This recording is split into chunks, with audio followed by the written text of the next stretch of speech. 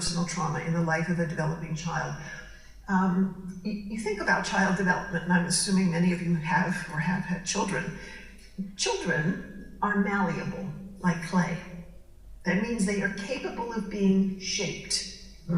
So they're developing a sense of person. You know, when you have an infant, you don't know who the infant's going to turn out to be. Well, neither does the infant. The infant has not discovered himself yet. So the child, as they grow, is supposed to be answering the question, who am I? What can I do? What can't I do? What am I good at? Do I matter? Do I have impact? If I cry, does somebody come? Am I lovable? Just as children develop knowledge and skills like how to walk and talk and eat or do math, so they develop a sense of self, a personhood, as we might say, an awareness and sense, a definition and assessment of myself.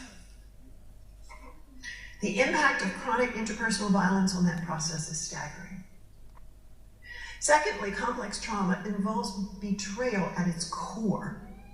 You think about this. The person is being hurt by someone they should be able to trust. Parent, grandparent, siblings, uncles and aunts, coach, pastor, teacher. Those are all the people that along the way of the child's growing who should be caretaking, protecting, teaching, nurturing. Those who should help not only fail to help, but repeatedly morally damage the child and erode their sense of self. So the self is marinated in abandonment, deception, blame, humiliation, and isolation. You know, when you marinate something, you do it so the flavor gets all the way in. So when you're a child being marinated in these things, it gets all the way in.